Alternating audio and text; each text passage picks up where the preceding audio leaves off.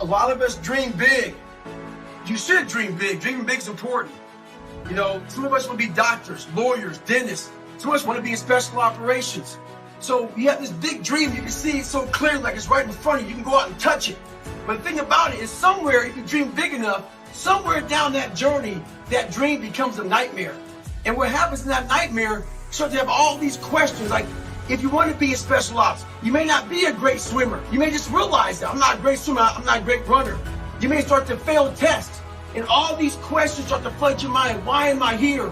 I'm not good enough. Trust me, I know all about the questions. They will flood your mind. If you do not have the answers for them, you will quit. The answers lie in the repetitions. You must not forget the repetitions you put into trying to dominate the craft that you're in today. Always, always embrace the suck, adapt to the suck. So I started looking at these failures as blessings. Because with all these failures and all these bullies and all these being abused and my learning disabilities and stuttering and everything I had in my life, they are really gifts. And it's not some psychological babble that I'm using to say, oh no, my life wasn't that bad. No, my life sucked. But they truly were gifts because all these different trials and tribulations led my mind to where it's at now. And for the longest time, I put people who had better childhoods, better grades, better this, better that, I put them all above me. But now I'm on the same playing field as them. So when you get on the same playing field as these men who you think are better than you, you look at them eye to eye and you realize that they're not. You are thinking that this person came from a nicer house, better education, better mom, better dad, and they're better than you. It's not the case. You have this in you. You may have to dig a little deeper to find it. Their family may have started them off a lot better than you, but it's there. It's there. So I started really realizing how powerful the mind was. I figured out how the brain works. I'm a scared kid, and that's what gives me so much power. The feeling you get is basically invincibility. You realize that you can't do it all the time. When you need to do it, I know I can go to a place that I can live in. And when you know that you can run on broken legs and you can do certain things that a lot of people can do, but they're not willing to do, this power, it gives you this charge of energy of when you're sitting there at 3:30, 4 o'clock in the morning and you're duct taping your feet up because they're broken and you're doing it by yourself and you're already at a disadvantage, but you're still there. You can feed into that and tap into that for a lot of power. But if you look at it, well, I'm broken, man. Like, I'm not gonna make it. But if you look at it as, man, I'm broken and I'm still here. And I'm fighting and I'm gonna find a way to get through this because I have no other place to go. It gives you a lot of power. Mediocrity is everywhere right now. And we're always trying to find an easy way out. And we're judging ourselves. Let's say there's 10 people in this room and we're all mediocre. But I'm the best of the mediocre people. I now think I'm great. I'm great. We surround ourselves around people that make us feel great. They tell us what we want to hear. We don't want that person who's constantly challenging our weaknesses. We want that person who's constantly making us feel nice and good and secure in ours. That's the mediocrity of life. We want to be the best amongst the average people. People wonder, how do you stay hungry all the time? Because after I accomplish something, I don't sit back like a lot of guys who graduate buds, graduate this, graduate that. They get comfortable. They wonder why I'm getting weak, man. I don't know, I lost my edge. What's going on? Because once you hit the top of the mountain, guess what happened? I'm good. I'm good, so you wonder why you're falling down now. Because once you reach the top of the mountain, you got to build another one. That's mediocrity.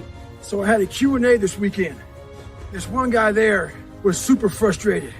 So he's like, I gained 20 pounds. I can't find my why. I can't find my purpose. I can't find motivation. Can't find a gym. He went on and on.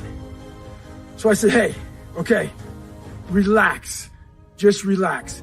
Can you find your balls? Once you locate those, I need you to grab them. After you grab them, I need you to go find some shoes. If you got some shoes, you can go walk. You can go run. As far as the gym you can't find, do you have a floor where you live? Do some push-ups, do some sit-ups. We're waiting to find purpose, we're waiting to find why. We're waiting to find all this before we start. The thing about it is this, start now. So when you find your purpose and you find your why, you can get after it. Stay hard. You know, the one gift I have is I have the ability to see the end before the beginning even begins. And what that means is I know that to get to the very end, I can see it right now. So before I went to Buds and I was losing all this weight, I saw myself walking across the stage at 191 pounds, 'cause that's what I had to get into the door. I saw myself 6 months, a year later, whatever it's gonna take me to do it, I saw myself walking across that stage, getting that certificate of graduation from Buds. And I was able to be there at 300 pounds. And that feeling, that I was nowhere near that feeling, I was able to put myself there 1,000,000 times every day. And that feeling of like, my God, that is gonna feel amazing. That's what made me suffer. That's what allowed the pain to be real and say, this is worth it. I believe all these cameras and phones, it takes you away from the most powerful thing in the world, which is your mind. And the only way I can find more is to silence the world out as much as I can, because it's getting busier every day. It's getting faster. And the faster it gets, the more you are missing who you are. So I trap my own mind a lot and say, look, man, I put my phone away and I go dark. I go dark a lot. That's what woke me up every morning was, I'm gonna put myself through this much pain and suffering for a few seconds. That's all it is. A few seconds of joy. And it's so worth it, man. So I'm able to put myself at the finish line, even though I have no finish line, but at the finish line of an event before I even start to say, how are you gonna feel at the end of this? Visualizing is my biggest tool of life. That's why I've been able to put myself in cold water, put myself in a 100-mile race millions of times before I've done it. And I'm able to go through the race and see how I'm gonna feel at mile 50. Almost to the exact feeling. It's no surprise, I've already done this 1,000,000 times. And that's the one thing I practice and practice and practice and practice overnight. But also, the most important thing is I practice that feeling of accomplishment that I'm gonna have when it's all said and done with. I'm big on being with yourself. I wanna be able to look back on my life when I'm all dead and be so proud of myself forever. This is all temporary to me. I wanna be forever proud of who I was as a man and change who I used to be. The liar, the insecure guy, the guy who can, whatever. I want to be proud. If I die now, if I die at 80, if I die at 90, 100, I want to look at myself and say, proud of myself.